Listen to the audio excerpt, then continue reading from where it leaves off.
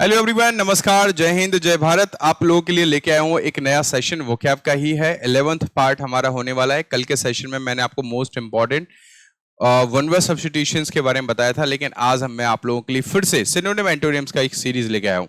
चलिए शुरू कर लेते हैं हम लोग बिना समय गवाए हुए। और जब तक आप लोग इस वीडियो को लाइक और शेयर कर दो और बाकी लोगों तक भी इसको पहुंचा दो भाई। सब्सक्राइब कर लो, अगर आप लोग नए हो तो इस चैनल को सब्सक्राइब कर लो। आज का पहला वर्ड है ऑथेंटिक।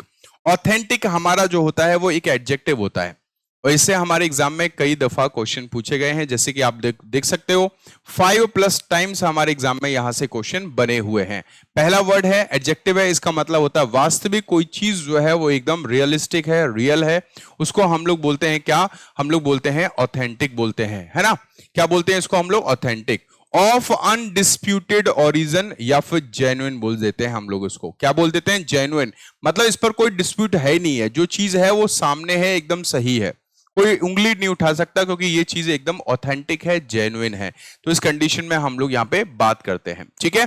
इसमें एडजेक्टिव हम लोग इसका शॉर्ट ट्रिक देखेंगे तो आप देखेंगे ऑथेंटिक है ना, तो ये ऑथर को, ऑथेंटिक को हमने ऑ को ऑथर से रिलेट किया है कि इस ऑथर की जो एंटिक कविताएं हैं। एंटिक मतलब जो एंटिक पीस होते हैं ना, कुछ कुछ पुरानी चीजों से रिलेटेड भी होता है, कोई अच्छी चीज होती है उसको भी बोलते हैं हम लोग। तो एंटिक को उससे रिलेट करो कि भाई जो ऑथर की जो एंटिक कविताएं हैं ना वो वास्तविक हैं। एंटिक मतलब ऐसे समझ लो कोई ऑथर है, लेखक है, उसकी पुरानी कोई कविताएं हैं तो वो कैसी हैं? वो वास्तविक हैं, वो वास्तविक घटना पे आधारित हैं, वो जेन्युइन है ना। तो ऑथेंटिक बोल सकते हैं। ऑथेंटिक, ऑथर की एंटिक कविताएं कैसी है? वास्तविक हैं। ऑथर की एंटिक कविताएं जो है वो कैसी हैं? वो वास्तविक हैं। तो ये चीज आप लोगों को ध्यान रखना है। समझ में आ रहा है कि नहीं आ रहा है? क्लियर है कि नहीं है? चलिए आगे बढ़ेंगे बेटा हम लोग। नेक्स्ट अब सिनोनिम एंटोनिम पे चर्चा अपन लोग कर लेते हैं।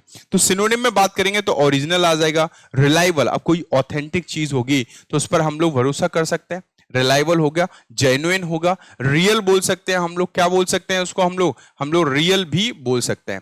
लेकिन मैं फिर बोलूंगा रियल, और कई बार हमारे साथ में ऐसा हुआ है कि ऑप्शन में जेन्युइन और रियल दोनों दिए हैं, आप जेन्युइन आंसर लगा के आओगे। क्या लगा के आओगे? जेन्युइन। वोनाफाइड है, वोनाफाइड का मतलब प्रमाणित है भैया।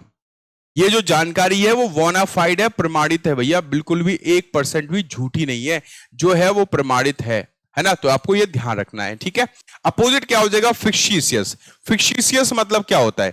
फिक्शियस मतलब होता है आपका इमेजिनरी, काल्पनिक है, काल्पनिक है, वो फेक है, वो अनरियल है, वो बोगस है। बोगस बोल सकते हो आप, फॉल्स बोल सकते हो, झूठी जानकारी है। आप काउंटरफीट बोल सकते हो। काउंटरफीट का मतलब नकली जानकारी है, जाली है, फेक जानकारी है, फेक इंफॉर्मेशन उस व्यक्ति ने हमें दी है। काउंटरफीट आपका नोट है, तो उस कंडीशन में हम लोग बातचीत करते हैं। काउंटरफीट की स्पेलिंग याद कर लेना, क्योंकि इसमें मिस स्पेल्ड करेक्टली स्पेल्ड में आता है, FIET देता है जबकि FEIT होता है ना। तो ये ध्यान रखना है। ये सारे के सारे क्या हो गए? सिनोनिम एंटोनिम हो गए। नेक्स्ट वर्ड हमारा डिकम्पोज। डिकम्पोज एक वर्ब होता है, इसका मतलब होता है किसी चीज का सड़ना, गलना, खराब होना, डिके होना। क्या होना? सड़ना, गलना, खराब होना। ये लिखा हुआ है मेक और बिकम रोटन, मतलब सड़ जाना। डिके और कॉज टू डिके, किसी के सड़ने का कारण बनना या सड़ना, खराब होना, ये चीज आपको ध्यान रखना है। डिकम्पोज कहलाता है। इसकी शॉर्ट ट्रिक क्या है कि डिकम्पोज। डी को देखो भैया, देखो मैं पोज सड़ा हुआ दे रहा हूं। कुछ लोग होते हैं पोज देते हैं, बढ़िया बढ़िया पाउट बना के, बढ़िया बढ़िया डिफरेंट टाइप के पोज देते हैं। तो मैं भाई साहब बोल रहा हूं, वो भाई साहब मेरे से बोला पोज दो। बोले आप कैसी बातें करो, मैं पोज देना नहीं आता। बोलता भैया दो तो मैंने बोला देखो देखो मैं पोज सड़ा हुआ सा दे रहा हूं, फोटो खींचना है तो खींच लो। मैं सड़ा हुआ सा पोज दे रहा हूं, फोटो खींचना है तो खींच लो। तो डिकम्पोज, देखो देखो मैं पोज, देखो मैं पोज, डिकम्पोज बन जाएगा। देखो मैं पोज, देखो मैं पोज, डिकम्पोज, डिकम्पोज बन जाएगा। बार बार पढ़ोगे रिलेट हो जाएगा, इस बात की गारंटी है। डिकम्पोज का मतलब सड़ा हुआ या फिर सड़ना, खराब होना, किसी चीज का सड़ना या खराब होना या गलना हम लोग बोल सकते हैं, ठीक है। कोलैप्स बोल सकते हैं। डिके तो लिखा हुआ है। फेड, फेड का मतलब मुरझाना भी कहलाता है। कोई चीज जो है ना, जब फ्लावर्स होते हैं वो धीमे धीमे मुरझाते हैं, फिर खराब होना शुरू हो जाते हैं। तो इसी कंडीशन में हम लोग यहाँ पे फेड का यूज भी कर सकते हैं। एंटोनिम में क्या होगा? फ्लोरिश। फ्लोरिश मतलब होता है किसी चीज का फलना फूलना, है ना, फलना फूलना। जैसे कुछ पेड़ होते हैं, पेड़ पौधे होते हैं, वो पानी ढंग से ना मिले तो खराब हो जाते हैं, सड़ जाते हैं, गल जाते हैं, या फिर पानी ज्यादा मिल जाए तो भी सड़ गल जाते हैं, लेकिन वो लिमिटेड प्रकार से उनको पानी वगैरह मिलता है तो वो सड़ते नहीं है, गलते नहीं है ना। प्रोग्रेस करना, ग्रो करना, राइज करना, ब्लूम करना, ब्लूम करना, तो ये चीजें आपको ध्यान रखना है। इन सब का मतलब होता है किसी चीज में प्रोग्रेस करना, प्रगति करना, फलना फूलना, ठीक है कि नहीं है। तो इसमें थ्राइव शब्द भी आ सकता है। थ्राइव का मतलब भी क्या होता है, फ्लोरिश करना, फलना फूलना किसी चीज का, ठीक है। अपोजिट हम बात करें ग्रज, सॉरी क्या कहते हैं, नेक्स्ट वर्ड हमारा है ग्रज। ग्रज का मतलब होता है ईर्ष्या। क्या बोलते हैं हम लोग, ईर्ष्या बोलते हैं, नफरत बोलते हैं, ये नाउन है, ये नाउन है। ईर्ष्या, नफरत, घृणा, द्वेष हम लोग बोलते हैं इसको, है ना। तो ये कई बार हमारे एग्जाम में पूछा गया, याद रखना। A persistent feeling of ill will, किसी इंसान के प्रति किसी के अंदर इल विल मतलब गलत भावना है, बुरी भावना बैठी हुई है उसके अंदर। और resentment resulting from a past insult और इंजरी, या फिर हो सकता है पास्ट में उस व्यक्ति ने आपके साथ कुछ किया हो, तो उस व्यक्ति के अंदर आपके, या उस वक्त बोल सकते हैं कि उस व्यक्ति के प्रति आपके अंदर नफरत की घटना भावना बैठी हो, रिसेंटमेंट बैठा हो, नफरत की भावना बैठी हो, जिस वजह से आप उससे बात नहीं करते हो, उसका अनहित चाहते हो, तो उस कंडीशन में हम लोग ग्रज बोलते हैं। क्या बोलते हैं हम लोग, ग्रज। अब ग्रज को कैसे याद करेंगे,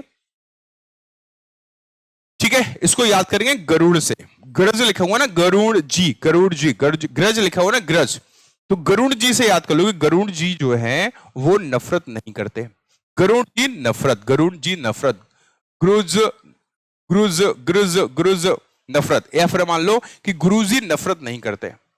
गुरुज लिखा हुआ है ना, ग्रिज, ग्रिज लिखा हुआ है, तो ग्रज को गुरुजी से याद कर लो कि गुरुजी, गुरुजी नफरत नहीं करते, गुरुजी नफरत नहीं करते, तो याद हो जाएगा गुरुजी नफरत नहीं करते, ग्रज नहीं करते, तो आप ऐसे याद कर सकते हो, ठीक है। होते ना गुरु, होते हैं ना जिनको आप गुरु मानते हैं, गुरु पूर्णिमा आ रही है, सब कुछ आ रहा है ना, तो उसको बोलते हैं। हेट्रेड मतलब नफरत होता है, एवर्जन नफरत, घृणा, द्वेष, लोथिंग मतलब नफरत, एवोरेंस बहुत अच्छा शब्द है, डिसलाइक भी आपका नफरत होता है, घृणा होता है, द्वेष होता है। आप इसमें मैलिस शब्द यूज कर सकते हो। मैलिस का मतलब होता है बैर, क्या बोलते हैं हम लोग, बैर बोलते हैं, बैर। कोई इंसान होता है बैर, जो बैर लेके बैठा होता है ना, तो उसको बोलते हैं हम लोग क्या, grudge, hatred, aversion, avoidance, dislike, malicious, malice, malicious तो एडजेक्टिव फॉर्म हो जाएगा, नफरत करने वाला व्यक्ति, है ना। तो ये बन जाएगा आपका क्या, सिनोनिम बन जाएंगे, और ये सारे के सारे सिनोनिम वेरी वेरी इंपॉर्टेंट है बेटा, वेरी वेरी इंपॉर्टेंट। अपोजिट क्या होगा, पसंद।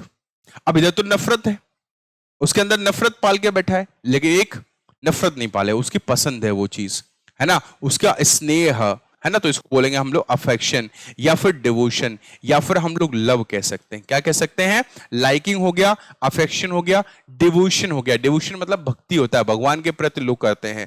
लव हो गया, तो ये इसका एंटोनिम हो जाएगा, नफरत का अपोजिट, ठीक है कि नहीं है। चलिए आगे बढ़ेंगे। आगे बढ़ने से पहले मैं बोलना चाहूंगा कि वीडियो को लाइक और शेयर कर दो जिन लोगों ने नहीं किया है, और चैनल को सब्सक्राइब कर लो, बेल आइकन दबा लो, जिसी तरह के क्वेश्चंस, चीजें जो है वो आप लोगों को इस चैनल पे मिलती रहती हैं, उनके नोटिफिकेशन आपको मिलते रहेंगे। एग्रेवेट का मतलब क्या होता है, एग्रेवेट का मतलब होता है भड़काना, है ना। एग्रेवेट का मतलब क्या होता है, भड़काना, किसी को भड़का देना, ये वर्ब है ना, किसी को भड़का रहे, किसी को उत्तेजित कर देना। जैसे कहीं प्रोटेस्ट चल रहा है, दो चार लोग आए, उल्टा सीधा बोल गए, भड़का के चले गए, लोग नाराज हो गए, लोग क्या हो गए, नाराज हो गए, तो इस बात को समझने की कोशिश करो। एग्रेवेट का मतलब क्या होता है, एग्रेवेट का मतलब होता है भड़काना। मेक अ प्रॉब्लम, इंजरी और ऑफेंस वर्स, मतलब कोई प्रॉब्लम है, कोई इंजरी है, कोई समस्या है, आप उसको और वर्स बना दिया, वससे बदतर बना दिया, और खराब कर दिया, और मोर सीरियस या बहुत ज्यादा सीरियस कर दिया, उस कंडीशन में बात करते हैं एग्रेवेट।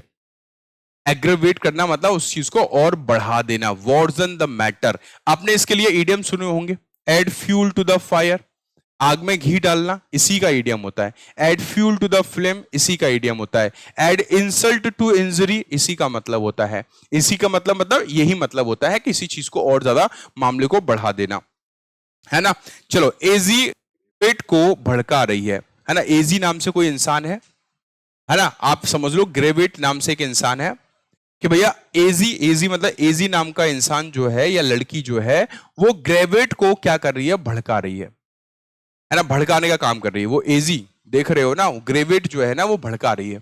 या फिर ऐसे मान लो हम लोग एजी ओजी बोलते हैं ना, किसी से एजी ओजी करके बात करते हैं, एजी ग्रेवेट जो है वो क्या कर रही है, वो किसी को भड़का रही है ना। तो एजी ग्रेवेट एग्रेवेट बन जाएगा, एग्रेवेट बन जाएगा। इसका मतलब होता है भड़काना किसी को, है ना, किसी के प्रति, किसी चीज के प्रति क्या करना, एक्साइट कर देना, इंसाइट कर देना, इंस्टिगेट करना मतलब भड़काना, स्टिमुलेट कर देना, एजिटेट कर देना, इसको बोलते हैं भड़काना। या फिर बोल सकते हैं क्या, आप बोल सकते हो प्रोवोक करना। क्या करना बेटा, प्रोवोक करना।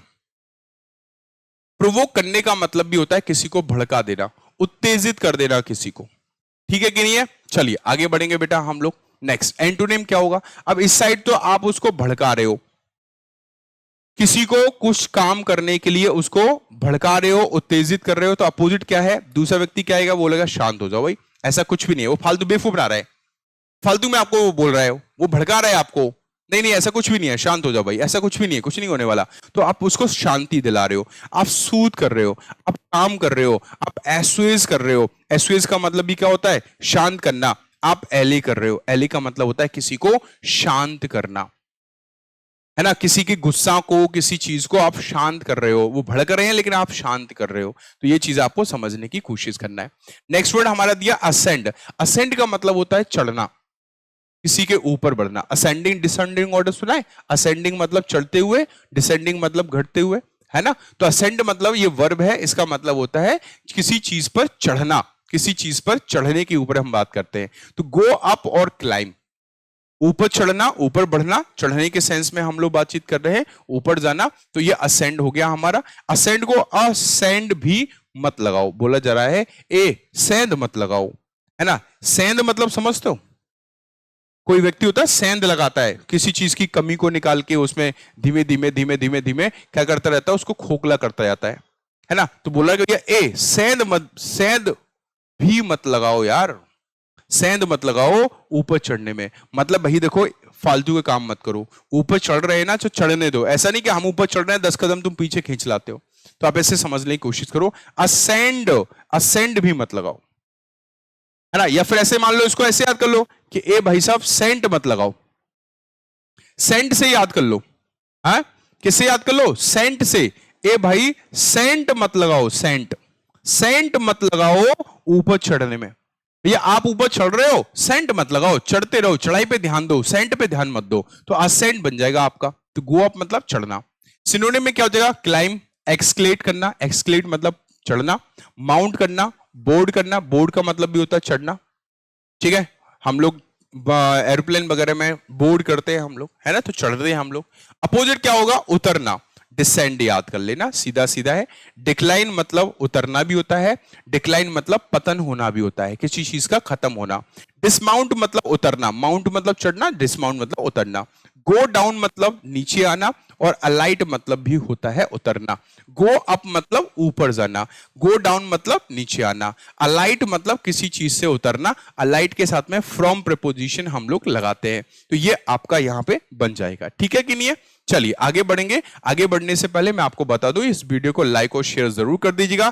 अगर आप नए हो चैनल पर तो चैनल को सब्सक्राइब कर लीजिएगा, बेल आइकन दबा लीजिएगा, जिससे बाकी की क्लासेस के नोटिफिकेशंस आपको मिलते रहेंगे टाइम टू टाइम, और इसी तरह के अमेजिंग वीडियोस मैं आप लोगों के लिए लेके आता रहूंगा। Thank you very much. Session कैसा लगता है ये भी आप लोग कमेंट करके जरूर बताया करें, ठीक है।